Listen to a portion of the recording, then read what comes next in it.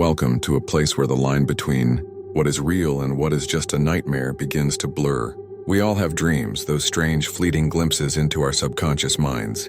But what happens when the things that haunt us in our sleep start to seep into our waking world? What if a recurring nightmare isn't just a product of our fears, but a warning of a danger we can't yet see? Today we delve into 3 terrifying true stories about the moment dreams and reality collide. Each story is a chilling reminder that sometimes the most unsettling things aren't what we imagine, but what our subconscious is desperately trying to tell us. The lessons here aren't for the faint of heart, but for those brave enough to listen to the whispers in the dark. Story 1: The Man in the Window. This all began when I was a young kid, and it unfolded over the course of 3 or 4 years. It started with a recurring, half-lucid nightmare that would visit me every couple of months. The dream was always the same. I would be lying in my bed, but my perspective wasn't my own. It was a terrifying out-of-body view from the ceiling, as if I were a security camera watching my own bedroom. The feeling of disassociation was always the first thing to freak me out. I would try to move, to swim back down to my body, but all I could do was swivel my head, trapped in my high, unmoving vantage point. Knowing I was in a dream didn't make me any less scared. After the initial panic, my eyes would start to pick up on the strange details of the room. First, I'd notice the digital clock on my nightstand, its red numbers counting backward from some arbitrary time. That was the first cue that something was wrong. After the clock, I'd start seeing other weird things. There were these crayon drawings crudely taped to my walls and dresser. They were the kind of drawings a kid my age would make, but I had no memory of ever creating them. I was never a kid who drew much. The drawings were always the same: a row of people holding hands, all smiling, with one smaller figure, presumably me, standing in front of a house with a blue roof. The other detail that still haunts me to this day was an old toy train that had been lost for years, sitting in a different spot on my bedroom floor every time I had the dream. After I'd taken in all the weird details, I would get an unexplainable urge to look at my bedroom window, and as if on cue, a man would appear just a few inches from the glass. He had short gray hair and a noticeable cut on his left temple. He would watch me sleep, his expression unreadable for a few seconds. Then he would begin to claw at the glass with his hands, like he was desperately trying to get inside. That's when the terror would peak, and I would wake up with a gasp. I'd immediately check the window, half expecting to see smudge marks or scratches on the glass. There was never anything there. After the fourth time it happened, I finally told my parents. My mom dismissed it as a normal childhood fear, and my dad reminded me they were just a room away. It didn't help. My dad saw the fear in my eyes and, holding my hand, walked around the exterior of the house with me. We saw nothing, no footprints, no smudges, nothing. But even that didn't calm my nerves. The dreams stopped for a while, and I let myself believe they were over. I went 6 months without a single episode. But then one night the nightmare came back. Everything was exactly the same: the clock, the drawings, the train. But something was different. Something was scaring me twice as much as it used to, and I couldn't figure out what it was. Then it hit me. As I looked at the window, I realized what was wrong. It was open. I jolted awake with a cold shock. For 5 agonizing minutes, I was trapped in sleep paralysis. My brain was screaming at me to check the window, but I couldn't move a muscle. I felt an icy draft blowing across the room, as if the window was wide open, just like in my dream. The fear was unlike anything I had ever experienced. The thought that the man was moments away from climbing into my bedroom, and I was utterly helpless. When I finally regained control of my limbs, I forced myself to the window, confirming it was locked. I didn't sleep at all that night. The dreams returned sporadically after that. To cope, I started thinking about the dream every night before bed. Trying to brace myself for it, it worked. The next time I had the dream, I wasn't scared. The terror had faded to a mild unease. I brought it up to my parents again, providing more detail this time. As I described the man, I saw a subtle shift in their demeanor. When I mentioned the cut on his temple, my dad cut me off and asked if I was sure. I was. He gave my mom a look I couldn't understand, a look that said there was a secret I wasn't privy to. A few days later, they sat me down and told me everything. When I was a baby, a close friend of my dad's from college, a man named Brian, used to watch me. They called him Uncle Brian, but he wasn't family. My dad had a major falling out with him and forbade him from ever coming near our family again. He couldn't go into details, just that it was a serious betrayal. Then came the gut-wrenching detail. Brian had a noticeable scar on his forehead from a car accident before I was born. I made the connection instantly. That night, my dad confessed his theory. He believed the dreams were my brain's way of processing a repressed, traumatic memory from when I was too young to remember. He told me how close I had been with Brian, how I would cry when he left. I had no conscious memory of this man. But a few months later, the dreams came back again, and this time, things took a very dark turn. After waking from the dream, I glanced at my window, and I saw something move. A fleeting shadow, a flicker of movement. All the fear I had ever known came rushing back, amplified tenfold. I screamed for my parents. My dad sprinted outside in his bare feet, and my mom held me tightly. When my dad came back inside, he was pale. He whispered to my mom, and they told me to stay in their room while they called the police. I don't remember hearing sirens that night. My dad later confessed he'd seen what looked like faint footprints in the dirt beneath my window. I asked if it was Brian, and he insisted that was impossible, as he didn't know our new address. My dad promised me nothing bad would ever happen again. He was right. I never had the dream again.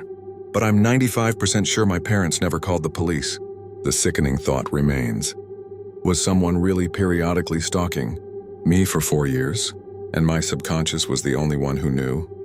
I may never get a straight answer, but I can't shake the feeling that every time I had that dream, he really was there. Story 2. The Sinking Ship. I have a strange habit. I fall asleep to sound. Whether it's a podcast, a soccer compilation, or a thunderstorm, it's the best way I know to drift off quickly. My dreams are very active, so whatever sound I fall asleep to usually makes its way into my dream. This technique is a double-edged sword, but it has one major advantage: it prevents nightmares. This happened a couple of weeks ago, during a sleepover at my friend Duncan's place. Duncan's parents were away for the weekend, and it was just the three of us, me, Duncan, and Ian. We were sleeping on the big, comfortable couches in the living room. Since I couldn't use my usual method, my dreams were less predictable. That night, I had one of the most vivid dreams of my life. I was out at sea on this tiny sailboat. I've never been on a sailboat, so it was a weird setting. The water was choppy, the sky a bruised mix of dark purple and gray, and the wind was howling. I was in a strange, almost cinematic state, like I was a character in a movie. Then the boat lurched. I couldn't see what we hit, but I felt a violent shudder. The sailboat cracked something underneath, and water started gushing in. I panicked, trying to plug the hole with my jacket. It was useless. The boat began to sink, and as I was drowning in a feeling of complete helplessness, a dolphin leaped out of the water, locked eyes with me, and said in perfect English, "Wake up." That snapped me awake instantly. I was in a strange, groggy state of in-between sleep and consciousness. I looked around the room, trying to figure out if anything was different. Everything looked normal. My friends were asleep, and the living room was exactly how we'd left it. But a few seconds later, my brain started functioning properly, and I heard it, a distinct rushing sound coming from somewhere upstairs. The sound wasn't muffled. It was consistent, like a fire hose. I realized with a sudden, sickening jolt that this must have been why I had that dream about the sinking boat. Like an idiot, I crept upstairs to check it out myself. The noise got louder with each step. It was coming from the upstairs bathroom at the end of the hallway. The door was slightly cracked open, and I could see the sink. One of the knobs was turned all the way to the right, and water was gushing out full blast. There was no way that could have happened on its own. It was a trap. I stopped just outside the doorway. The bathroom was big, with a long counter and a bathtub with a curtain. Plenty of blind spots. For all I knew, someone could have been hiding behind the tub or standing right behind the door. My stomach dropped.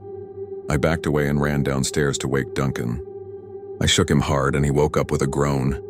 The urgency in my voice must have gotten through, because he sat up and asked what was wrong. I told him the sink was blasting upstairs and that I thought someone was in the house. That woke him up fast. We left Ian asleep and crept back up together. When we got to the bathroom, Duncan, braver than me, didn't hesitate. He pushed the door open and stepped inside. I was not prepared for what happened next. A figure launched from around the corner and tackled Duncan from the side. It happened so fast. I saw Duncan go down, and this guy swinging a piece of PVC pipe, about to beat the crap out of him. I didn't think. I just threw myself at the guy, trying to get him off Duncan. The three of us were a wrestling pile of pure chaos. Eventually, the guy broke free, shoved both of us aside, and sprinted for the stairs. By the time Duncan and I made it to the porch, he was gone. The police showed up maybe 30 minutes later. They determined that the burglar had entered through a downstairs window that was wide open and had been previously unlocked. There were no cameras, so there was no evidence. The police said it was likely a random burglar, but my friends and I think it was way more specific than that.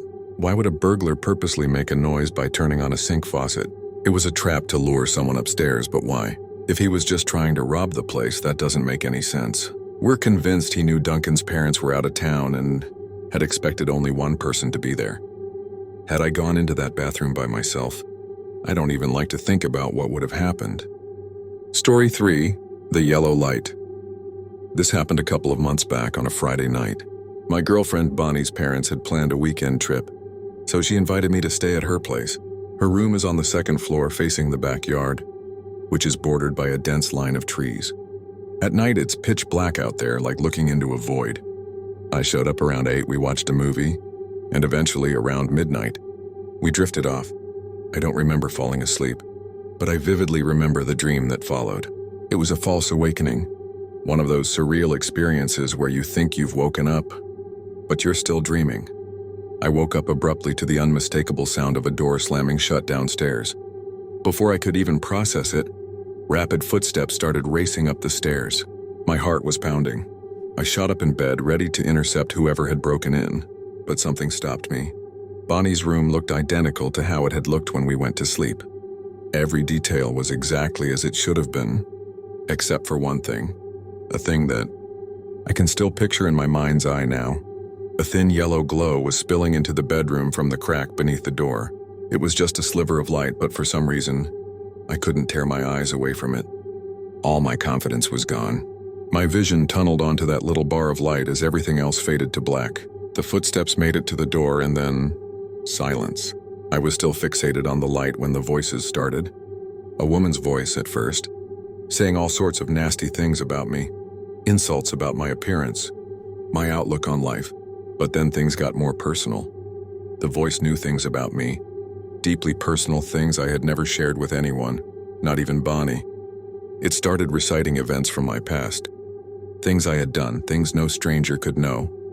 The voices multiplied until there were 100 of them, all tormenting me with my darkest, most repressed secrets. It genuinely felt like the darkest pieces of my brain were being dragged out and thrown under a microscope.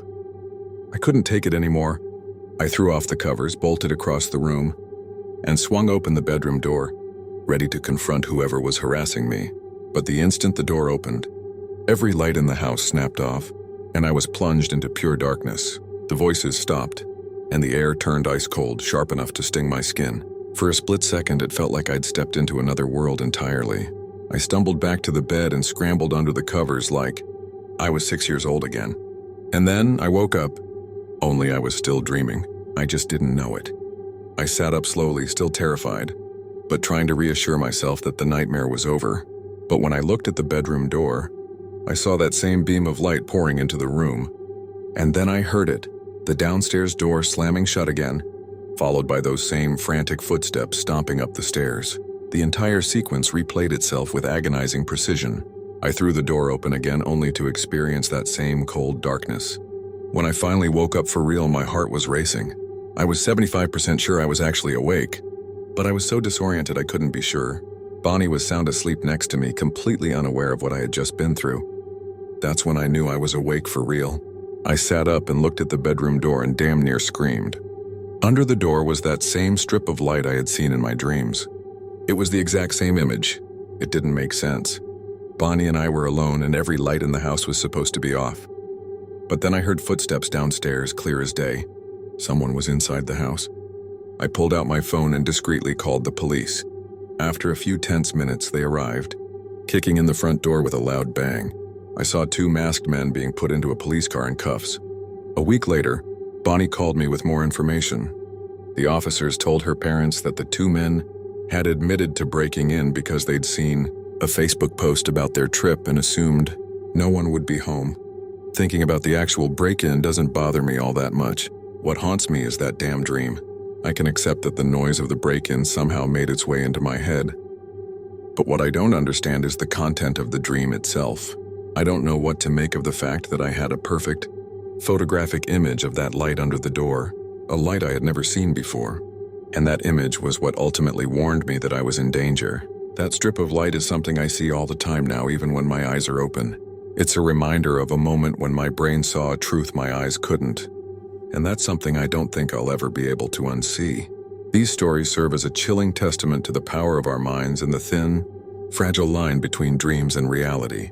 What our subconscious perceives in the dark may be the very thing that saves us in the light. If you've ever had an experience where your dreams or intuition warned you of a real-life danger, we want to hear about it. Share your story in the comments below. And if these tales of the uncanny resonate with you, be sure to like and subscribe to the channel for more stories that will make you question the nature of your own reality.